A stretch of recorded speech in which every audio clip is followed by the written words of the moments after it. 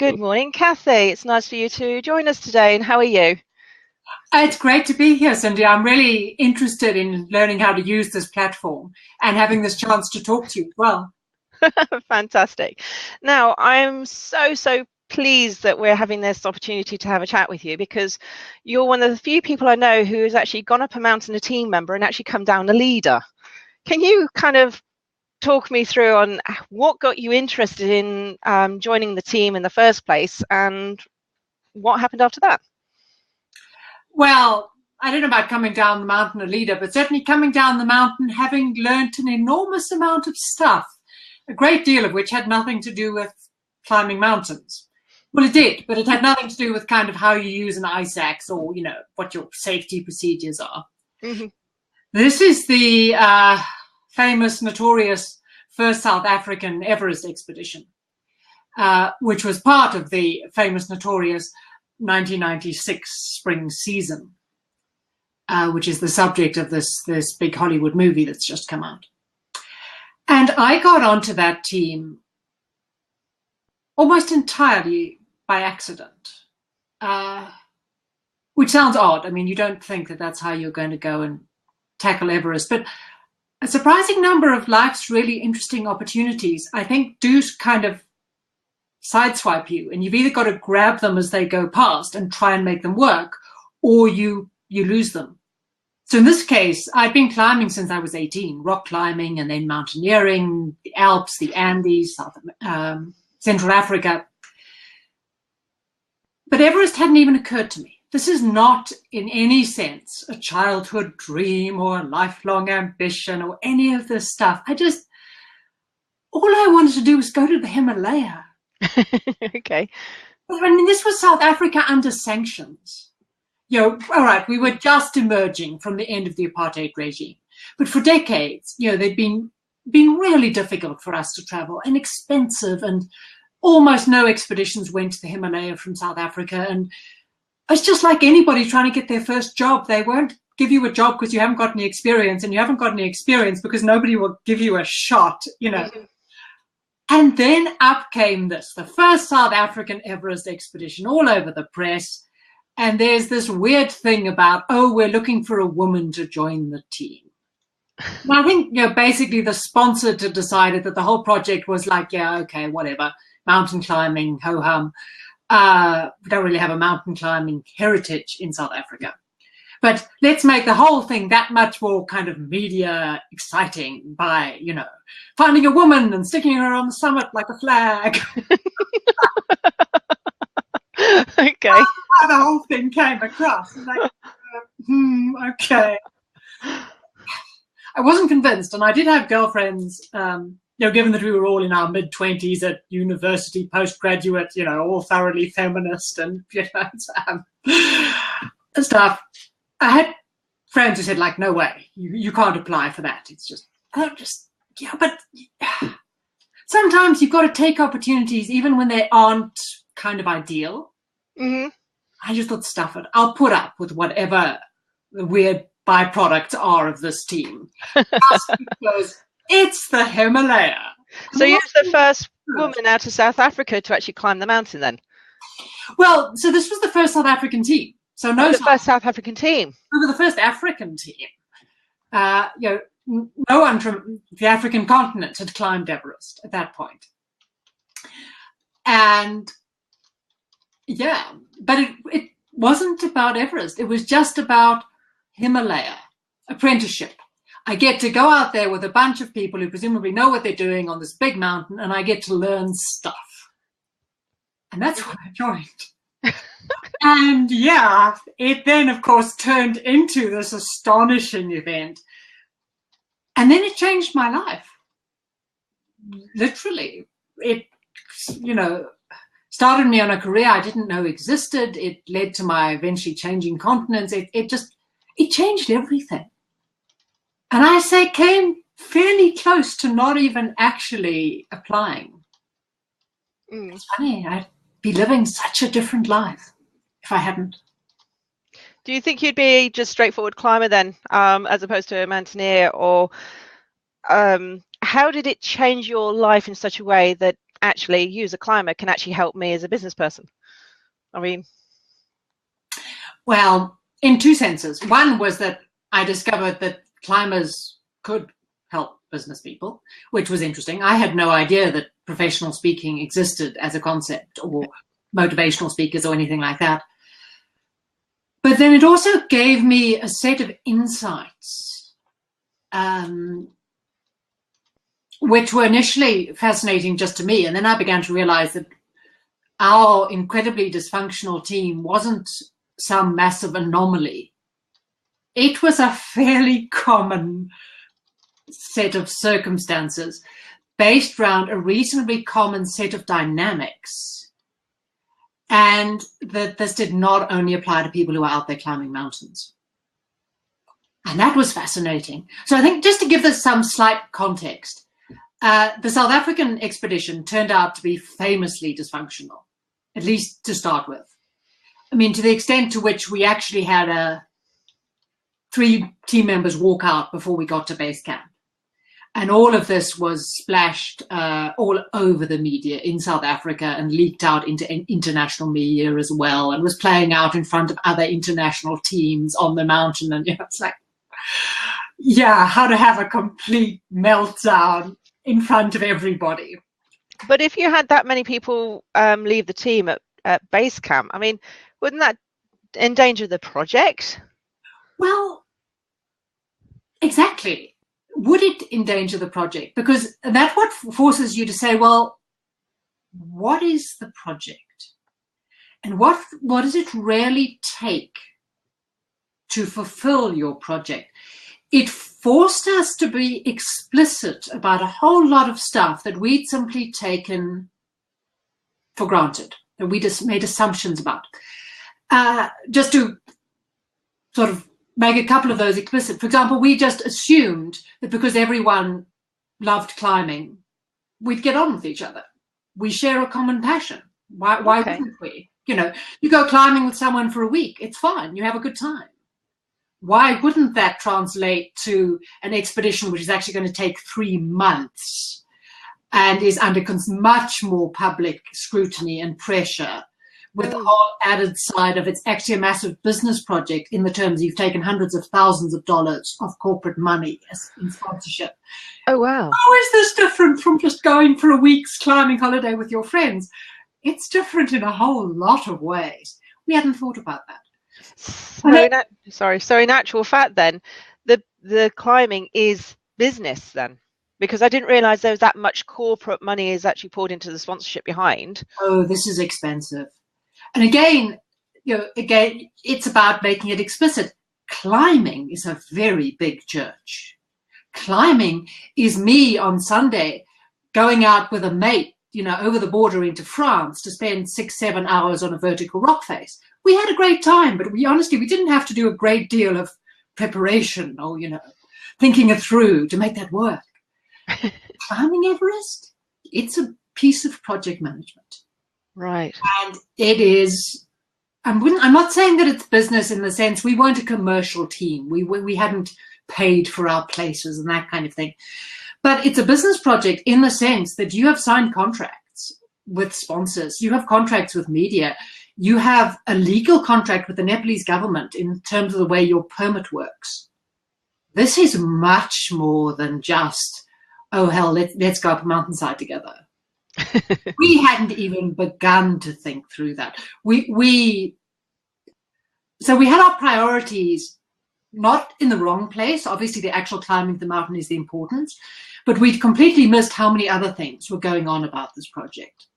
We weren't treating it like a proper piece of project management.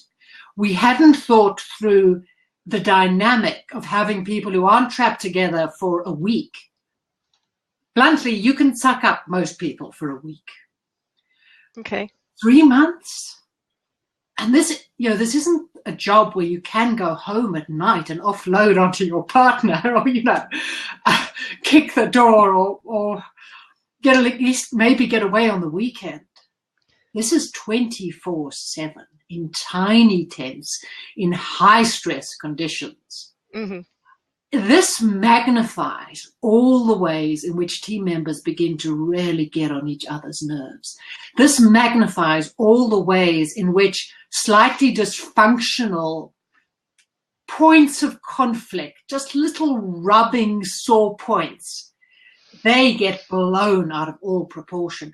This is why it actually turns out that mountain climbing makes a really interesting case study to bring back into business, because we are this exaggerated, over-the-top example of all the ways in which it can go really wrong.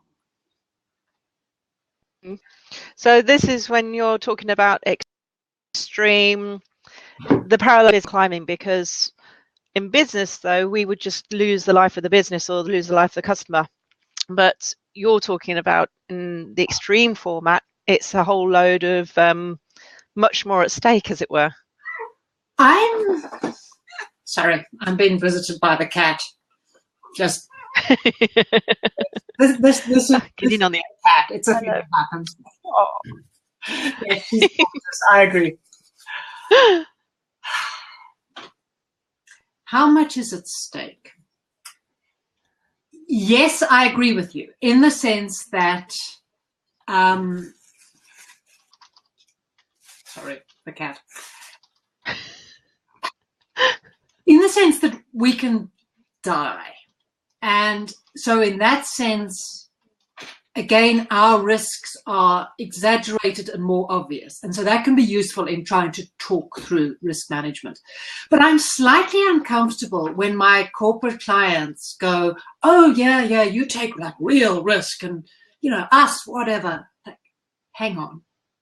Some of my corporate clients are major investment management firms.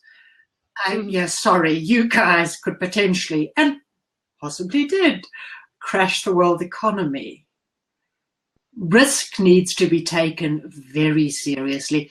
And in some cases, I think we have an advantage because our risk is so in our face. We make a mistake, things go wrong quickly, and we personally get to live with the consequences and try and solve them. I think one of the problems with business is risk. The consequences play out slowly. It can be years before the wrong choice you made comes back to haunt you. I mean, look at VW. Yeah, look how long that one's been playing out. It's a massive risk that they've taken. And the people who took the risk may well not be the ones who then have to live with the consequences. Either they've left the company or the risk has been put onto the customers, the public, the people who invested in the pension fund, whoever it is. And that's why I think it's important to talk very explicitly about real risk, big consequence. And if you're in the kind of business where that consequence doesn't play out immediately, how are you going to make people feel accountable for the risk they're taking? So do you think that in the difference between a successful business and a business then are the people within it and how they actually treat risk and how they regard risk? So, for example, going back to your two examples of VW and investment management. Investment management, it's somebody else's money. VW, well, it's something that will come up in 5 years' time. Yet there are other companies that are actually openly coming out about things that are going wrong and trying to do things safely and get it all sorted. So, for example, I'd get a recall on my car because I know that with them saying the brakes are faulty. I think there are two things at play. I don't think there are any like massive golden solutions for this. This is just part of life being complex, and we have to acknowledge that as we try and navigate our way through, manage our projects, manage our teams. But I do think there are two solutions, and both of them are, again, things that we use in the mountains. The one is that before you leave home, you agree on certain absolute parameters. You agree that, look, no matter how tempting it is, no matter how close we are to the summit, you know, no matter how many extenuating circumstances we can think of just this once, there are certain things that we agree that we don't do. on that Everest expedition, one of them, because we knew we weren't the most experienced team on that mountain by any means, we're not going to climb into unknown ground in unstable weather, which is one of the reasons why on the 10th of May, 3 teams went for the summit. And despite the fact we were at the top camp, we didn't. Not because we thought they were wrong, they were better than us. But because we had agreed, we know that we're not brilliant.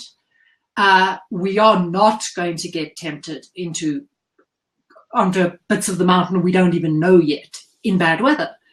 And it was difficult. I mean, God, one of those teams was, Rob Hall had climbed Everest 5 times. Clearly he knew what he was doing. It was so tempting to slipstream their choices rather than stick with our own. And when they got to the summit, I mean, it really felt as if we were just got it wrong. Clearly we just hadn't been good enough to take the gap and do what was required, and et cetera, et cetera. Then, of course, the next big storm came in and it all ended disastrously. But, that's not another one. Clearly, I'm not saying our team didn't have problems. We had a team member killed on the way down. And ouch. So sorry. Yeah, but there is something, there's stuff to be learned there as well. And it applies to this. Possibly his life might have been saved if we had not allowed him to go on alone. There's a whole different discussion about to what extent you can allow people on a mountain. It's not the army. You don't have some kind of absolute line of authority. But that's separate to this point. He's also quite probably killed by something where it wouldn't have helped to have had somebody standing with him.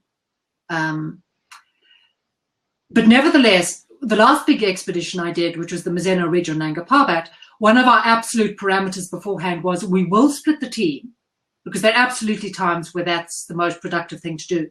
But we'll only split down to pairs. So there's always somebody. Well, then if one of your pair collapses, the other person is going to have to try and get out or go for help or something alone. But, But at least you've got a fighting chance. Sort of disaster, you stay in pairs. That's tough. If one person wants to go down and the other 5 want to go up, somebody is going to be forced to go down. But this is why you make these decisions beforehand. And so to bring this back to business, there are certain big picture decisions that your business ought to have made completely explicit. And there's a lot of wishy-washy mission statement stuff about, serving our customers. But maybe the mission statement ought to be more about basic ethics. Okay. How tempted we are by, the short-term need to meet our profits or please our investors or continue to show growth or get through the California emissions tests which we might not believe in or whatever it is. Maybe the mission statement ought to have some basic ethical values that say we do not cheat, we do not screw the small people who invest in our pension funds, or whatever it is. I think there's a second point that comes out of mountain climbing, and it's about summit fever. Because this feeds into why you might go against your own parameters, even if you have set them up in advance. Okay, is this similar to where in business people, they take the gambles because they're more addicted? It's kind of a similar thing? I think it's more that you lose sight of the fact that you can, in any project, you have a set of objectives. Mm-hmm. So in mountain climbing, getting to the summit, it's the big picture. Well, it's the very immediate, hardcore objective, and it's the one that everyone's talking about. And it's the one that gets you called a failure if you don't make it. But there's another objective, which is coming home alive so that you can do this again another time. That's the bigger picture. And what you're trying to do is keep those 2 objectives aligned. Okay. Don't always stay aligned. And when they start to part ways, when they're no longer like this, and they've started to do this, you need to notice that gap. And then you need to remember that coming home alive is actually your priority. And I think businesses get caught up like this. When you're pursuing that big financial target that got set you by the sales team or whatever it is, or you've got to try and show a certain level of profit because that's what your investors expect. Now that every quarter you've got to justify your, you're expected to be producing double-digit growth quarter over quarter, even though frankly that's probably completely impractical. But it's kind of the demand of the market. There's such pressure to produce those figures right now, to make your project a success, to frankly keep your job in certain contexts. That you as an employee and your team leaders and your business have lost sight of the bigger picture, which is that you've broken your ethical standards to meet that figure. You've lost sight of the long-term viability of your company, the financial integrity, their reputation in the market, all that kind of thing. Okay. It's the same sort of thing. It's the summit fever that makes people think, even though they no longer have enough left to get back down, they're going to take what they've got and spend it getting to the summit. As opposed to, right. Okay. So that's, I'm just going to bring in the point from JC, because I think that's quite apt, because now we're talking about ethicals, the saving of yourself, your team, what you're trying to do. But then it's mixing up with risk, and his point is risk or don't take risk only imply if you're preparing to leave your comfort zone. So at what point, or is there a point that you can try and recognize when risk is outside the comfort zone but not to the detriment of your ethical values? Sorry. Wow, it's a brilliant question. And because anybody who's looking for hard lines isn't going to find them. All we can say is that there's an area where you're quite clearly not taking any risk. You're on the sofa wrapped up in bubble wrap in the hope that that'll make sure that nothing ever goes wrong. Of course, that has a whole set of other kinds of risk. But there's clearly an area where you're in apparent complete safety. There's clearly an area where you are just being completely ludicrous. You are taking levels of risk that are quite clearly going to go wrong. But the vast majority of us, whether we're climbers or whether we're running businesses, we are in the gray area in the middle. And whether our judgments turn out to be, with hindsight, look like they were too safe or too risky is not entirely under our control. And we have to acknowledge that. You know, you take some big risks to get to the summit of Everest, but the weather is on your side and the storm only hits, 20 minutes after you make it back to your top camp. Wow, that was somebody who was really pushing to the limits and pulled it off, and was a great example. The storm comes in 20 minutes earlier. You don't find your tent. Wow, that's another climber that died because they pushed too far and they had summit fever. Right. So it's not always up to you. I had a bank, a small private Swiss bank, tell me that, we got a lot of clients immediately after the banking crisis because, we were seen as having had this great vision and played it safe. And the guy just said to me privately over the dinner, look, we were just like incredibly conservative. We always have been. And a year ago, that was seen as us being real fuddy-duddy. And we just had these clients who were all in their 80s kind of thing and wanted a conservative bank. Now we're seen as these great leaders. Yeah, no, we're not going to take credit for this one. That was the environment changed. We didn't change. But that doesn't abdicate responsibility. All I'm saying is that if you're looking for a golden line with safety on one side and, lunatic risk on the other, you won't find it. All of us who are trying to do things that are challenging or difficult or new have to acknowledge we're operating in a gray zone. We're making our best judgment, but we might not get it right. And if the external circumstances change around us in ways we hadn't fully anticipated, we might get it wrong despite our best attempts. Okay. JC's just put another comment. I don't know if you can see it, but it says, climbing, if you try to be adapted to the market, that always raises in mathematical multiply, that they are only figures and expectates. But when you recognize that real context background where you live is more reasonable to arrive to the figures that expects of the market. Okay, with best will in the world, JC, I'm not sure what that means. So shall we invite it? I take it it's him. Shall we invite him in for a brief chat? You're more than welcome to jump in, JC. The seat is open because we're discussing on how Cathy, as a climber, can actually teach me as a business person some of the lessons that she's learned from the mountain, and so that I can apply it and make sure that I don't make some of the same mistakes. Well, can I make a point about that? Which I don't think that I get to stand up on a stage and go, "This is how I climbed Everest. Now you're going to run a better business." No, sorry. But it's too simple. I think what happens, a lot of business people, they know their stuff. They've researched their own industry. They're on top of their own industry, but they're looking for ideas from elsewhere that might help to move them, to use a cliche, from good to great, or might just help them be that much more effective. And the interesting thing about mountain climbing is the way that it's this simplified, exaggerated case study of project management. And so it can help you to see some of the kind of underlying structural issues that can get a bit lost in the day-to-day management of your own business. And I think that's why these kind of case studies from outside your business, whatever your business is, are interesting. And then it's about saying, okay, those ideas that are so clear when I look at them in her mountain story, where are they lying in what I'm doing?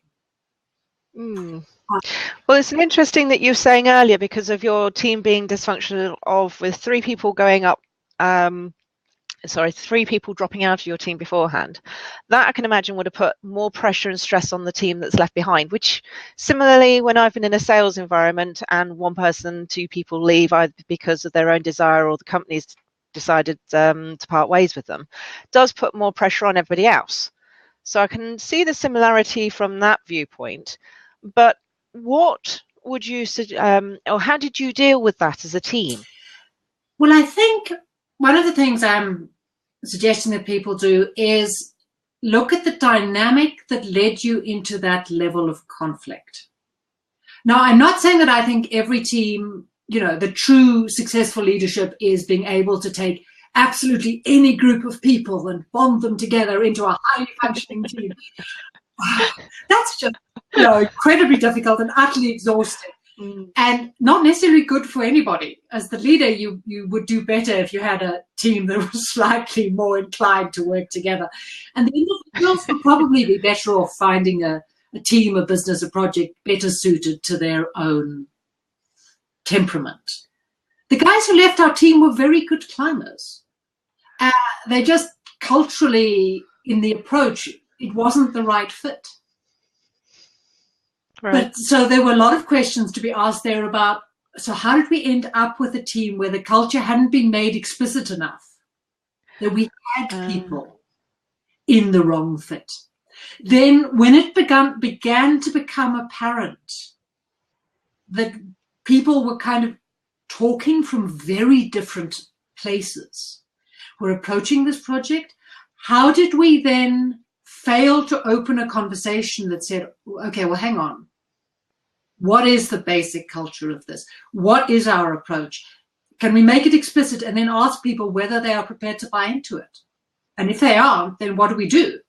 Do we change the culture? Do we say to people, if you're not buying in, this is the wrong project for you? By not making any of that explicit, we allowed ourselves to then spiral into what just turned into a massive he said, she said, I'm defending my position to the death because I'm deeply offended by my interpretation of what I think you said without actually having investigated what you actually were trying to get across to me, etc., etc. I don't think this is just saying, oh, well, dysfunctional team members out. This is saying dysfunctional setup that allowed the team to spiral into conflict. Oh, wow. And that's what is interesting. So now, okay, more functional setup for a team. How would we do that? And the first thing that those of us who stayed with the team felt we had to do was be much more explicit about what the goal of the team was. Not just, hey, we're all going climbing in the Himalaya, cool. Which then turned up into a race to like, well, clearly we're the summit team for Everest and you guys are in support because we're better than you are. And the next thing you know, the team's with each other. Okay. Dominance. If we make it explicit, the team is here to get the new South African flag as high as we can up the mountain, not the summit, as high as we can. And that only happens if we all work together with each input of effort. You know, we've now changed the focus. We've made competition explicitly unhelpful because it's not about any one person saving themselves for the summit. It's about working together. We've made collaboration the key focus of the group. We've stated a goal that is not actually invested in any one person about being, well, I'm the best, so I'm the summit climber. It's now about moving the flag up the mountain. We've required a kind of a public commitment to that goal. All of those are useful places to start. It would have helped if we'd done that in Johannesburg as against the base camp, but hey, at least we're learning on our feet. But then you've taken those lessons forward as well. Exactly. So what I'm not trying to say that we were some brilliant best practice case study. We weren't. What we were was a fascinating insight into the ways in which teams get it wrong. And then I want to look at why we got it wrong, what we learned, how we managed to use that to improve the project kind of as it was happening, which can be challenging. You don't get a do-over normally on project management. You just get to try and pull yourselves out of disaster while continuing theoretically to implement the project. So on the back of all the corporate sponsorship, project managing the business side of things, you're now having to dive into the behavioral aspects of us humans and how to how to manage people under pressure and stress then. Well, absolutely. And that's where the crossover is. I mean, I don't think anybody in business needs to know how to climb a mountain. I don't think that there's a great deal to be learned about, I don't know, the cat's back. That there's a great deal to be learned about, I don't know, how many ropes we took or how many bottles of oxygen or that sort of stuff.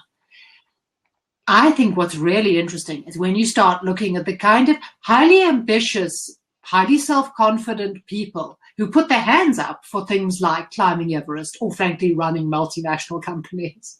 They tend to be A-types. They tend to be pretty self-confident. They also tend to be very busy being a leader and very, very quickly stop thinking of themselves as a team member. I'm going to get slightly sidetracked, but yeah, honestly, I do see that from my corporate clients. Everybody's a leader. And you start to think, so who are the team members in the setup? Surely you're a member of your management team. Surely even if we're talking to the board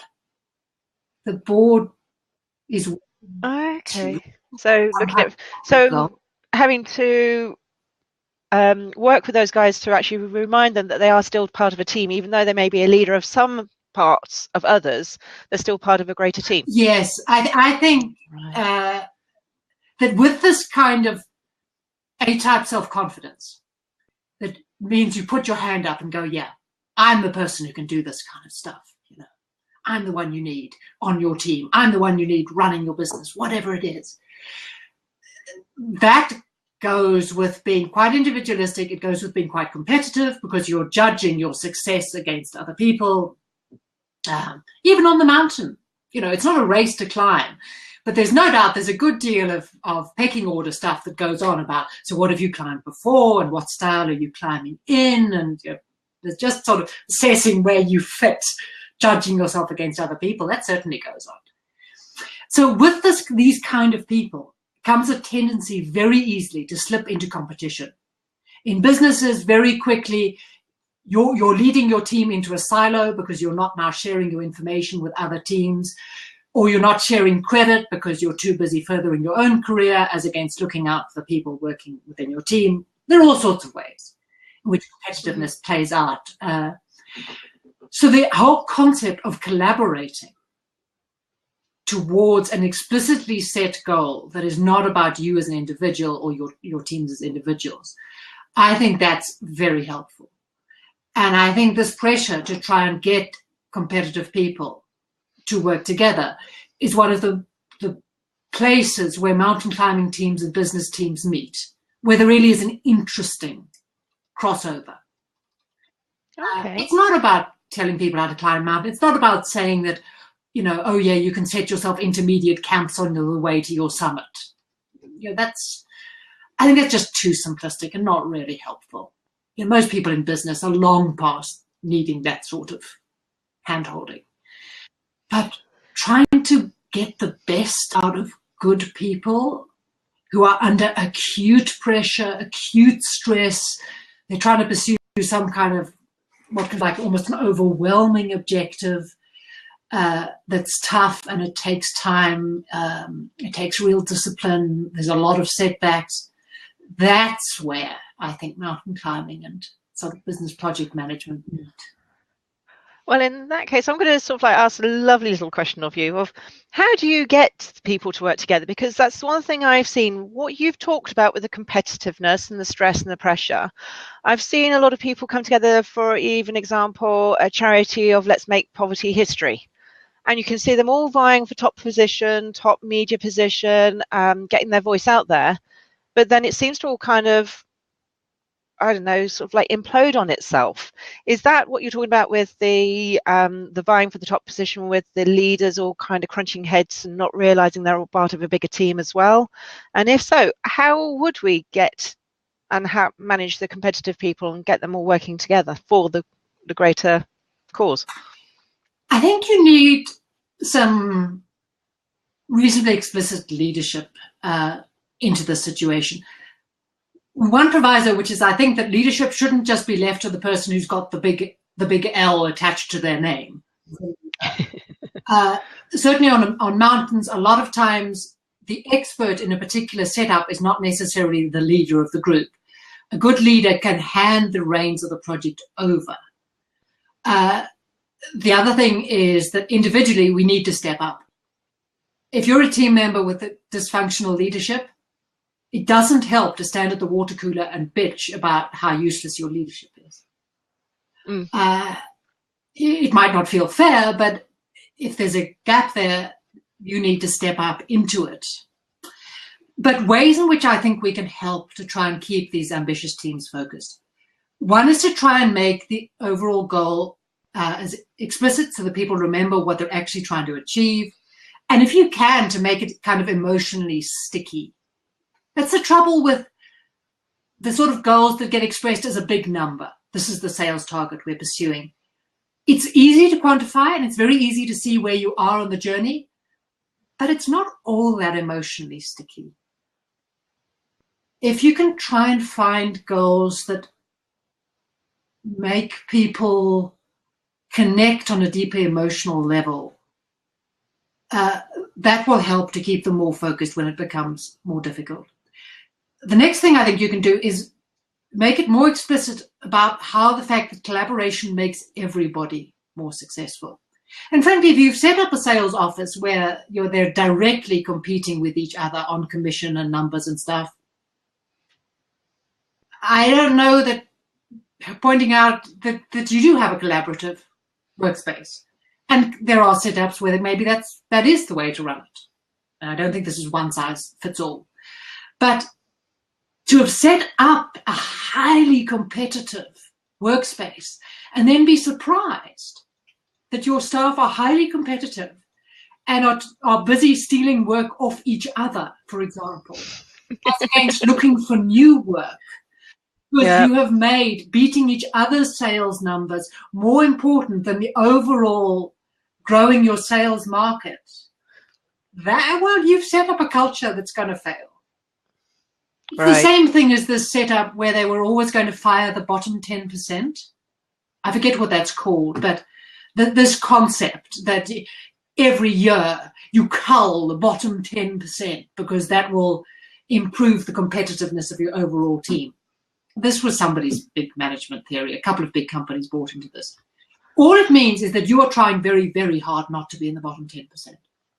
You're not trying to be in the top 10%, because that doesn't matter. You just do not want to be in the bottom 10%. If the project is in any sense failing, somebody else has to be seen to take it, because they'll be in the bottom 10% and they'll get culled. So that's all setups where you haven't put big collaboration as one of your top values. You haven't expressed a goal that is achieved, where the collaboration in the team allows you to achieve even more. But, I mean, to come back to something that I was going to talk about, what I mentioned earlier about summit fever and about not having an absolute line of authority in mountain climbing, it can be quite hard to say to somebody, you have to go down. You know, we have decided. You need, while acknowledging that your top people, your strongest people, need to push forward and are probably going to get more recognition, because that's how it works. The people who stand on the summit are the ones who get the news headlines, and everyone forgets that a whole bunch of other people were required to get them up there. Certainly on teams, unless you're climbing Everest solo, which has been done, but most of us are just not good enough to do that. So there are a whole bunch of other people who don't get the glory. They don't get the summit photo. They don't get the name in the record book. But again, you can do a lot by making their contribution much more explicit. I was going to say briefly about the Everest movie, which I watched a few days ago. One thing that struck me was, at no point did they really talk about the fact that, okay, so one of the Westerners is dying very high on the mountain, Rob Hall. The Sherpas, just send the Sherpas back up with more oxygen. Don't ask, it's like,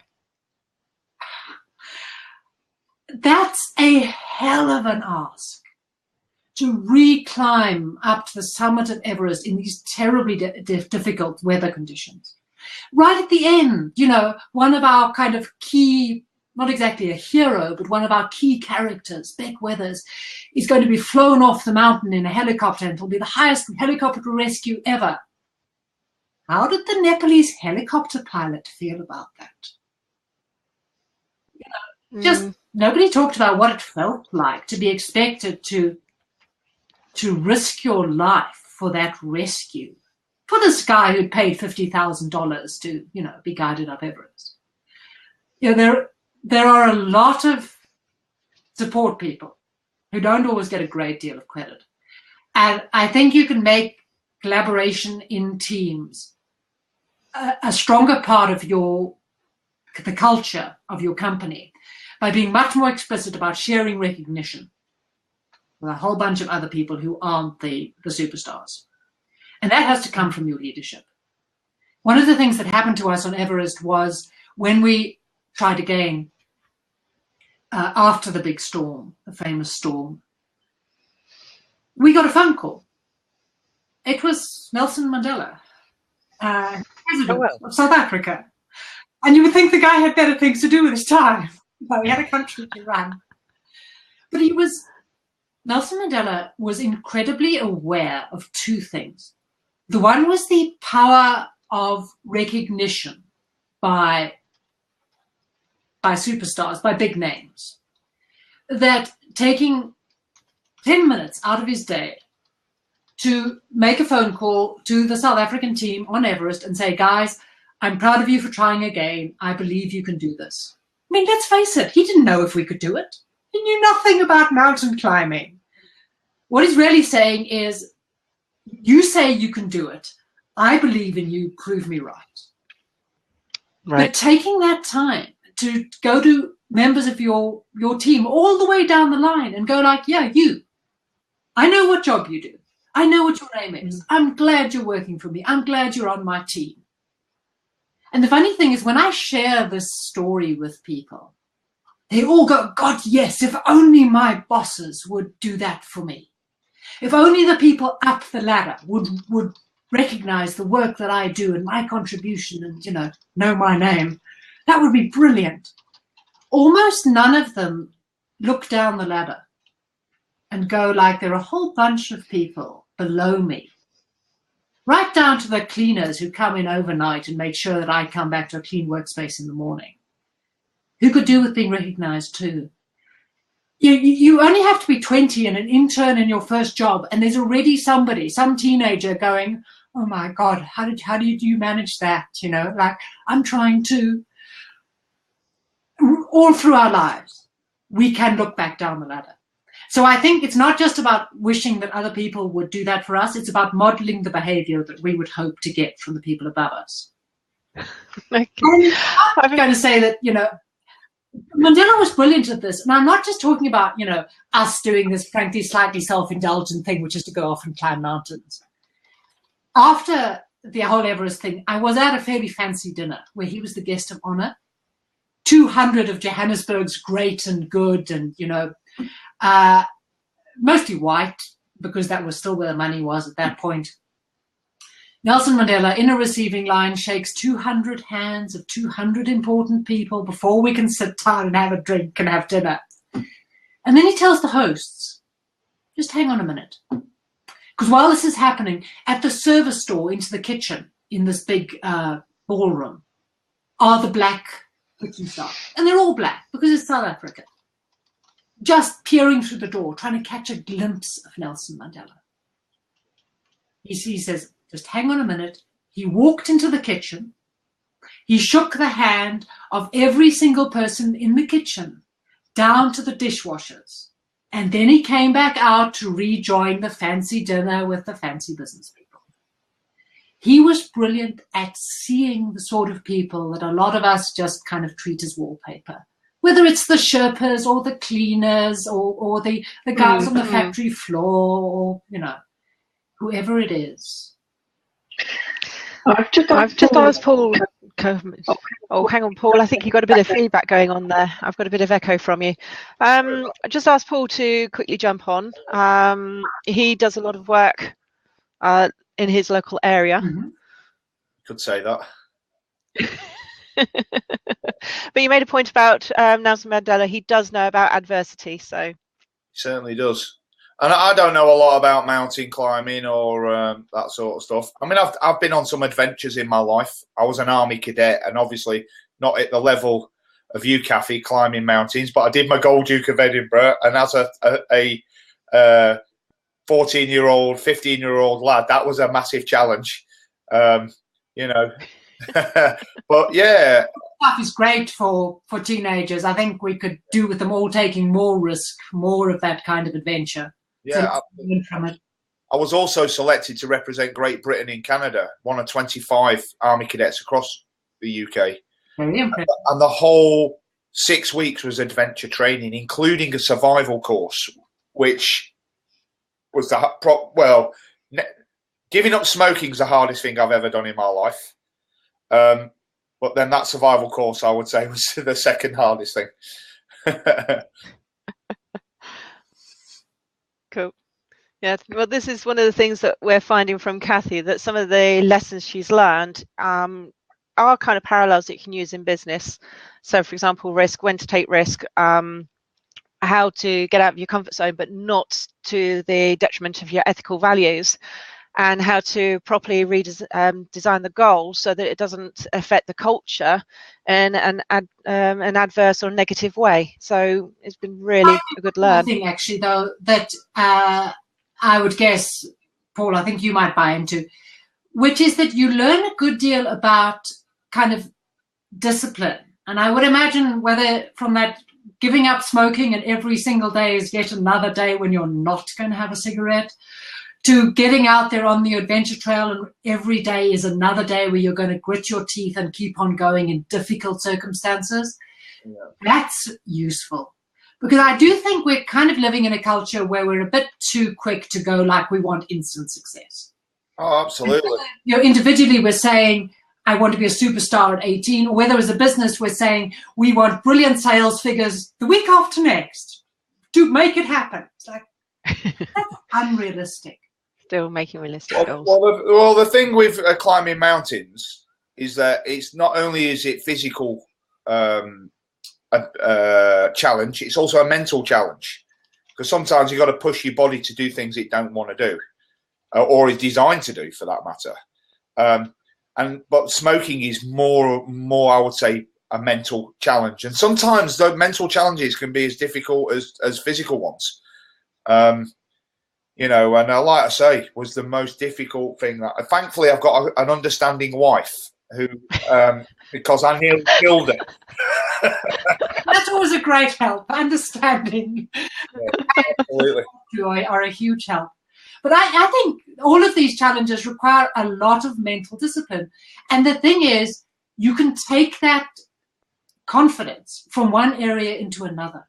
You can say, yeah, I managed this. Therefore, I can move into that area and absorb a new skill set with the confidence that I've dealt with hard times before, mental and physical grit. I've lived through this stuff. I know I can do this. I have the confidence in myself, my ability to learn and survive and do what it takes to then go and do something new. And that's one of the great things we learn just by making our way through life, is that slowly building confidence that, yeah, we can deal with stuff and we can learn and survive and keep on moving. totally. Thank you. Well, I'm going to have to start wrapping this up, I'm afraid. And I know, and I'm so tired, because I'd love to hear more about your new stuff that you're doing and the next stuff you're coming. Can we do another one about, and so I can actually hear more about your new stuff that you're doing? Well, I'd love to, because I mean, one of the interesting things is, since I climbed Everest, it's changed. My first Everest expedition was right at the beginning of Everest just beginning to become a commercial concept. Right. Of course, that's happened hugely in the last 15 years. Now you can very much buy a place and be guided up Everest, and they'll kind of run a handrail from base camp to the summit, and all the sort of skill of it is being outsourced to professional guides.